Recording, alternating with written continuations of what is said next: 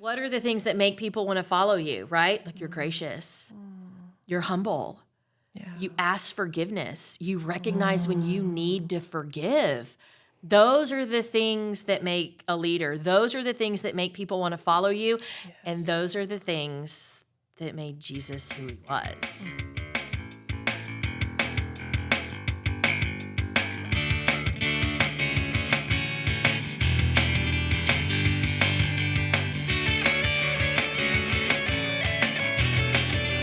Welcome to She Leads. I'm your host, Thea, and I'm so glad that you joined us today. She Leads is a podcast where we talk about faith, leadership, and relationships from a woman's perspective. And today, I'm so glad to welcome back Kimberly Carney, who will be talking with us about some women who have been leading you. Give us a short bio, and then I also want you to introduce what is our connection? Oh, yeah. How are you here today? Absolutely. My name is Reverend Kimberly Carney, and I am an elder in full connection in the United Methodist Church, serving in the Texas Annual Conference. My current appointment is at Fairwood United Methodist Church in Tyler, Texas. Thea and I met spring of 2022 at something called The Gathering, that clergy in this annual conference get together for. It is a time of rest and renewal and fun and all of those things. And we actually got paired together as bunkmates, I think, is where we were. And we met each other and kind of hit it off and talked about where we are in ministry. And she was serving at a place near where my first appointment was. And that was February of 2022, I think. And here we are in May of 2023, and she said to me last May at annual conference, I think I want to do a podcast. Will you do it with me? And I was like, I like to talk. Sure. I was like, oh, absolutely. And here we are a year later, dropping episodes like crazy. Yeah. So I'm so glad to call you clergy sister. And thank you. I am so glad to call you fellow ordained elder in the United Methodist Church. Congratulations to that. So thanks for having me. Yeah, thanks. Thank you for being here. Let's jump in. And today I want to talk a little bit about the leaders that have influenced you in your journey. Who are some of those people, and how are you still applying some of those skills and things that you learned from them today? Absolutely. So I find leaders in many different areas of my life. Sometimes I find them in, even books and television shows, and because these are characters that these people have put together and honed, and I would love to be kind of like that. And then I have those people in my life who I truly look up to, and I want to be like that. So first and foremost, my mother, right? I was gifted with an incredible mother. If I could be half the mom and half the businesswoman and half of everything that she is, I will be so incredibly lucky to do that. My grandmother was a force to be reckoned with, born right at the height, right before the Depression, I think in October, like 3 days after the crash. And, what she went through and, the stories she told or things that I just think to myself, wow, I come from good stock, so the more I know about that, the better. But also I have had some females in my life who have really just guided me along the way. One of those, her name is Julie Eaton. She was a youth director of mine growing up, who just would have those conversations with me that I would need to have. And, to this day still follows me on Facebook, and, is a very strong Christian, and, was just had a great role in my life. But probably Reverend Cherie Parker. Reverend Cherie Parker, she was, as a third grader, going to church for the first time. I remember she was in that pulpit every single Sunday. And I remember when she moved from our associate pastor to our senior pastor, and she was the first female to be at that size church in the southeastern jurisdiction or something like that. It was incredible. And, watching her and, learning from her and just standing in her shadows, and, even still today, she still serves, and it's incredible. It's incredible. And then, I jokingly say, Carrie Bradshaw from Sex and the City. If I could have her, her wit and her wisdom and her, wardrobe would be awesome as well. But, and then also, Lorelai Gilmore from, Gilmore Girls, just seeing how they interact in the world, and how they put up with all these different characters in their lives, and how they make their own way, and how they literally they don't need a man, but their support system of females is so important to them. And they're not perfect. None of these people are.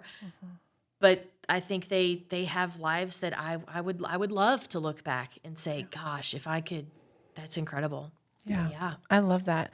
I love that you brought in, people you don't know in real life or that even don't exist, these characters. I've shared before, this podcast was inspired by my love of podcasts and a lack of a female voice in the leadership realm, but also by some comedians who I think have fantastic podcasts who just sit around and talk about real stuff in interesting and entertaining ways. Nate Bargatze with Nate Land is my all-time favorite. And then we share also John Christ. He gets really real in his podcast in a very unique way. But actually, I thought the same when I thought, a character. The character Jerry Seinfeld plays in Seinfeld Yes. as a leader because I know he's a writer on that show. And he is not the funniest character. No, He's got a couple one-liners. He's got some good stuff. But the way he pours into the development of Elaine, George, and Kramer, I mean, it's just I've actually used it in a sermon one time. I was like, this is a servant leader. Because he could have made that show where he was the star. It was based on his comedy. He co-wrote that, right? But yet he chose to pour the funniest, most hilarious and genuine and interesting things into these other people in his life. And I could, can kind of, I want to be like that. I want to be remembered like that. Like I think of like Shonda Rhimes, who wrote the Bridgerton series and, How to Get Away with Murder. And I think even Grey's Anatomy and all of these shows that kind of revolve around these really strong female characters, yet also put them in the background. And I think sometimes people think that being a leader means you have to be the one in front. That is not what that means. Being a leader means empowering people to live into what God has called them to be and who God has called them to be. And sometimes that means sitting in the corner of a room and not saying a thing. Yes. Not saying a thing. And I think sometimes we forget that as leaders, I think that sometimes I have to remind myself being a good leader does not mean like you may have the idea, but you may not get recognized for the idea. Yeah. Yeah. But if you put the right people in place to fill out that idea, gosh, being a leader means leading people to be leaders after you're gone. Right. I would argue, and inviting people in, making space, saying, you come and be a part of this. I can still remember my very best day in children's ministry was we were having a volunteer training to kick off the year, and I stood in the back and did nothing. My leaders were leading one another. They were sharing what they had learned, what had helped them, why they were doing this thing. And I stood in the back, and as I led other family ministry teams, I said, the best day for you is the day you're standing in the back. And these folks have taken ownership.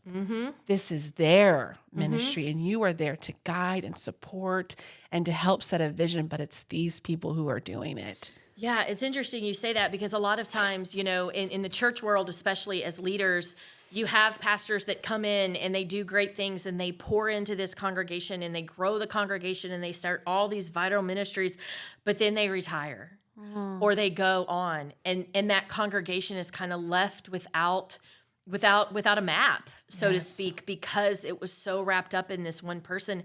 And it's not because that they weren't a leader. It's not that they were bad. It's not that. It's just that when you put everything into one person that's not God or Jesus, it's imperfect, right? It's imperfect. And so I had a similar situation last December where I had to be out of the pulpit for a few weeks on end because of a family situation. And I remember thinking to myself, I could not prepare. I could not plan. I could not give them anything. I was not in a place to be their pastor. I was not in a place to be their shepherd. And they did it. And I came back in January and was just amazed at what faithful people who love their church can do. And that is when I realized I have leaders. I have leaders in this congregation. I have leaders surrounding me. And I can say to them, this is my thought process on this, but you go do what you think is right. And it'll get taken care of. And the hardest thing for me is realizing just because it wasn't done the way I would have done it, Come on. doesn't mean it wasn't good. And so that is so hard for me to be like, it is okay to be the silent leader who empowers people, and then be okay in it not going the way you thought it should have gone. Right. Gosh, that's the learning curve, right? Yeah, for sure. So talk to me about today. So I think sometimes what can happen, especially for pastors, you get into a senior or solo pastor role, or you kind of get there and you think, all right, I was led here, but now I'm the leader. But who is leading you today? Who are you looking to? Who are you following? Who are you still learning from? Who are you inviting and allowing to lead you today in your current reality? So I think I'm looking to what we in the United Methodist Church call the laity. I'm looking at those people who are not called, who are definitely called to ministry, but not called to full-time professional ministry in the pulpit. But these are people that they have so much more wisdom than I do. You know, a year ago, I left a community that I had built for 7 years. I left a church that I had known for 7 years. I left a staff where they did exactly, like, we worked well together. We know who they were. You know, my entire life was uprooted to go to a new place. And I was prepared to do the same thing I'd done at previous churches. And that was, you know, get to know the people, preach a decent sermon, love on them, go visit them. And my world was turned upside down in so many ways in my first 6 months at that appointment, that literally the blueprint that I had went out the window. And I immediately had to trust and lean on lay people who knew that area, who knew the people of that area, and who knew how to be good United Methodist Christians, because they'd been doing it longer than I've been alive. Yeah. And really learning from them and gleaning from them how they had done church before, how they had grown and learned from church being done with and around them for so long, and seeing how we take that and do it today. And how I, as the shepherd, you know, their leader, if you will, can support them and empower them in doing that. And really just helping, you know, how do I order this? Okay. And then really stepping in and saying, maybe we need to wait on that. Or when things get too anxious and too out of control, and I feel out of control, letting them lead me in ways that I never could have seen it done before. And realizing that being a leader doesn't mean you have to do everything by yourself all the time. Yeah. All the time. Yeah. I would argue that's not a leader. Yeah. That's a solo. That's an individual. That's a lone wolf. That's not a leader at all. I remember it was in a group we had to talk about what define leadership. What is a leader? And there was all these, smart, intelligent, innovative. And I said, people are following.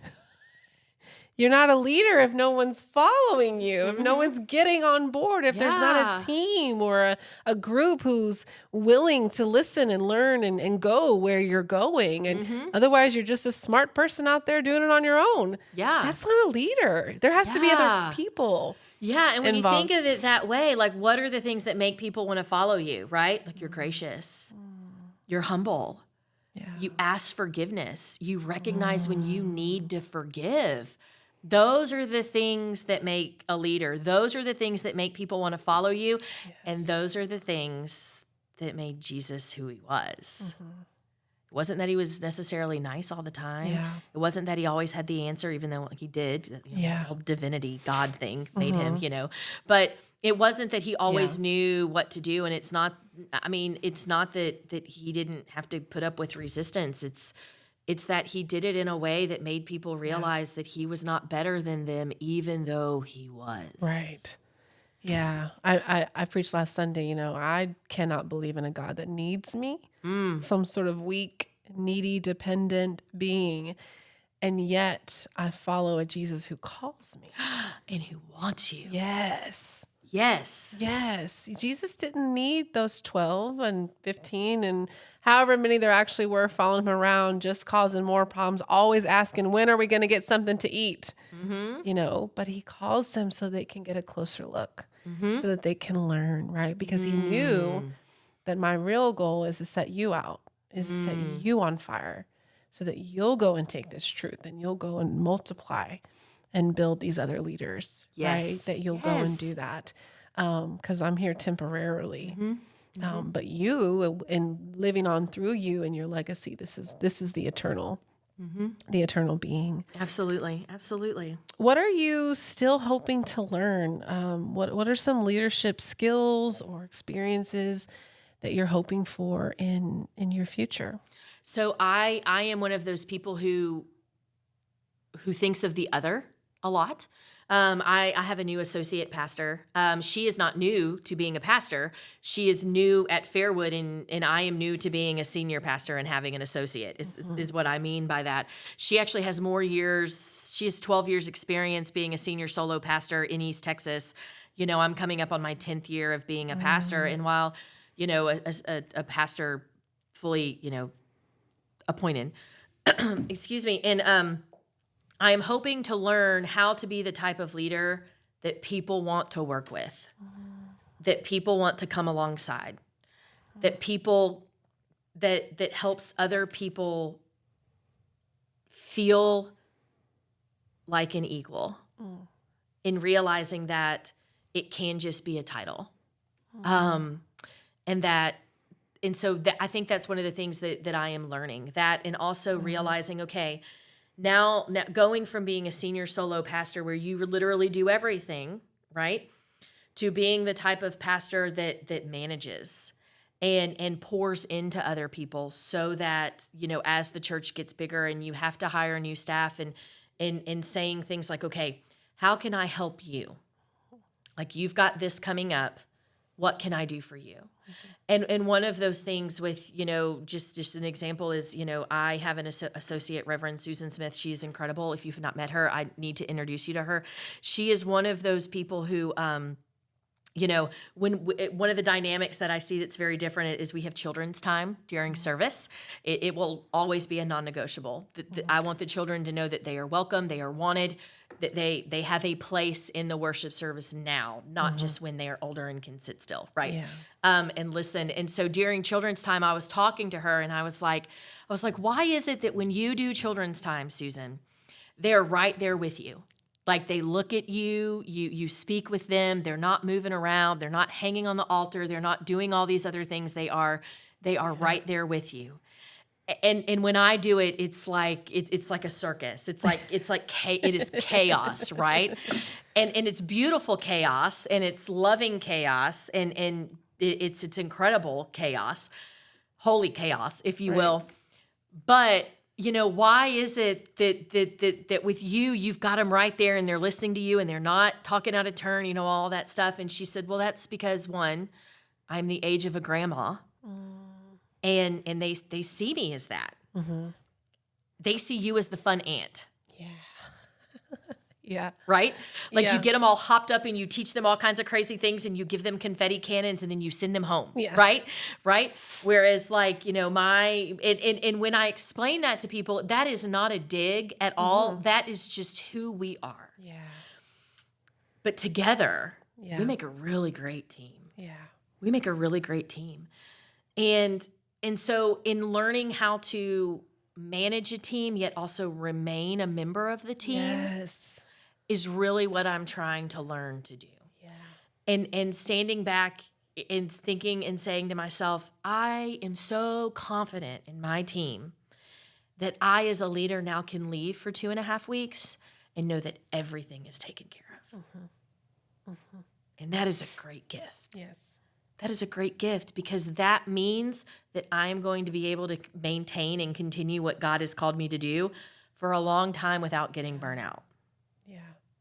I love what you said, to lead a team and remain on the team. I think that is so key. And I find myself sometimes leading meetings, and I tend to try and start with some sort of connectional, relational conversation, because just because people go to the same church does not mean they know each other.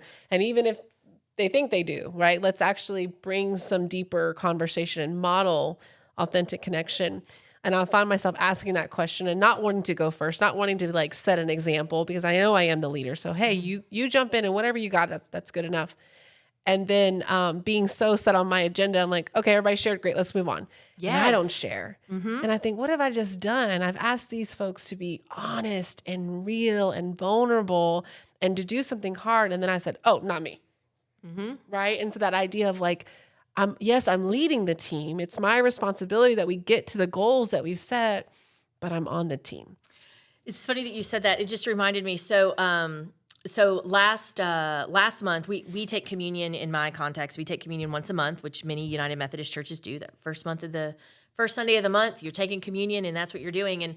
And last month, Reverend Susan did the liturgy, and she presided at the table, and I got to step back and see that. And sometimes as pastors, we never get to participate because we're always doing. And she had so keenly lined up, two young people to serve with two older members of our church, and we had two stations. And she, after she presided, she and I made sure that they had everything they needed, and then the two of us got to walk to the back and participate in communion the same way our congregants do. Yes. And afterwards, I looked at her and I said, so many times I forget to take communion. And I think to myself, what if we taught our pastors and our leaders that it is okay for you to be a participant in the thing that you love to lead? Wow. That is okay. Because in participating, I got to experience the first time in that congregation what my parishioners go through, where they stand, where they walk, what they see, how they see it, who they see. And it was such a special moment, to walk up and have this young person say, this is the body of Christ broken for you. This is the blood of Christ poured out for you. And say, thanks be to God, and kneel at the altar and not have to worry, did they have enough bread? Are we running out of cups? Are we, can people get up? Who is it that I need to serve in their seat? Like, is the music going to run out? It was so incredible. Yeah. So incredible. And I think sometimes as leaders, we forget to participate in the incredibleness of what we've helped build. That.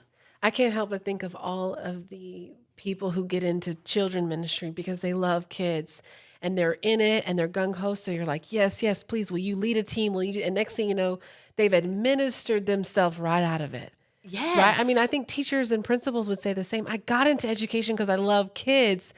And now I don't see a kid ever. Yep, right? Because I'm way out here. Yes. And so I love that, like almost requiring, hey, a part of your leadership role is to stay invested in this thing that you love, this thing that you were showing up for so willingly.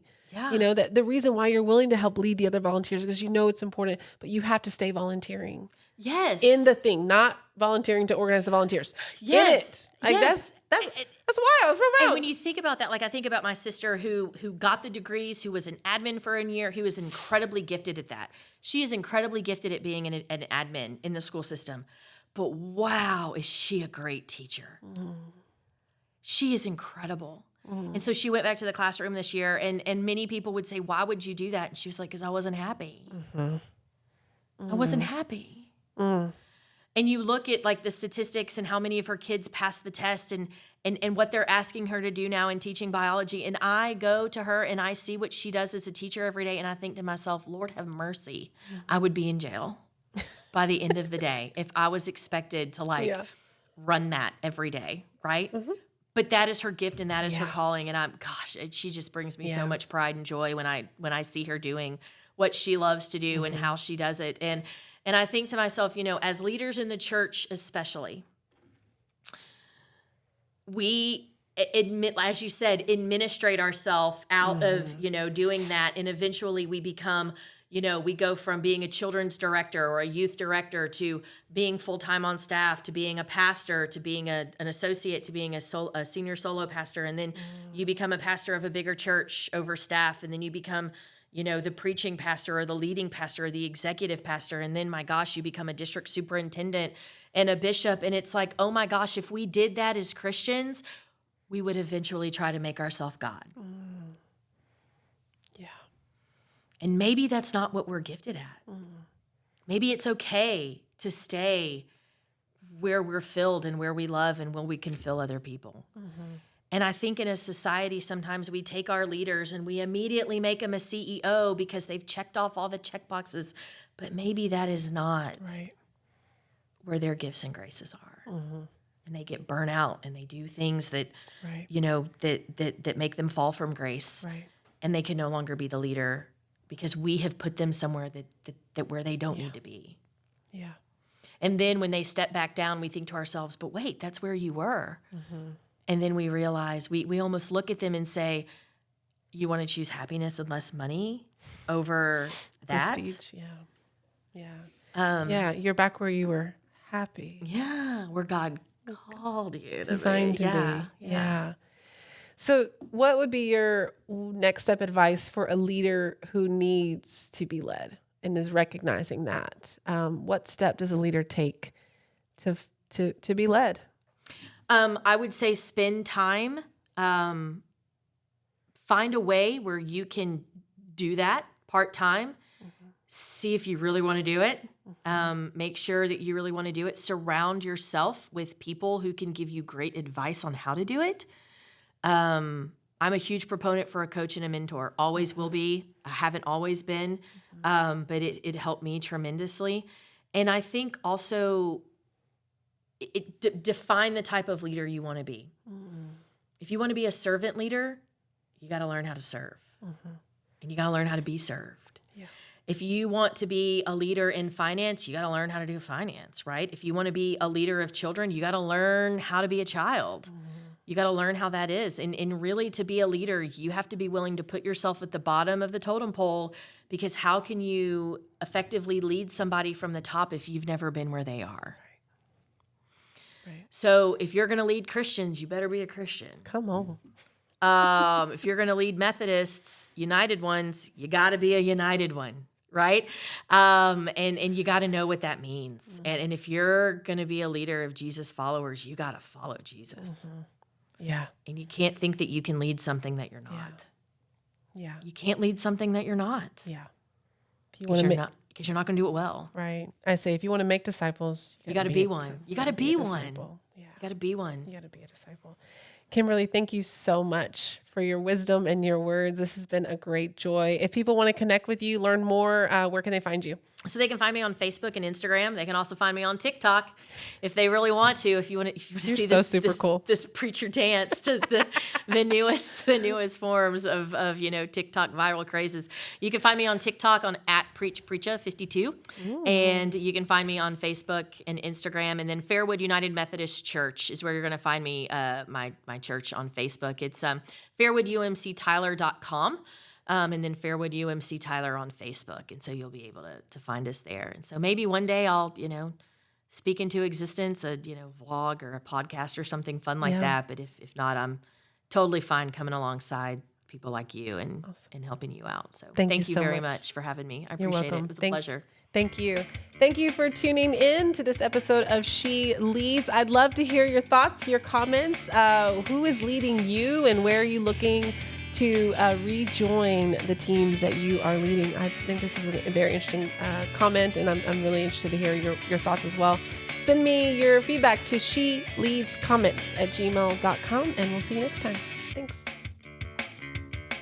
She Leads is produced by me, Thea Curry-Fuson, recorded and edited by Pearland Podcast Studios. All thoughts and expressions shared by the guest are theirs and not the organizations they're affiliated with. Thanks for tuning in. Check us out next week to continue the conversation on She Leads.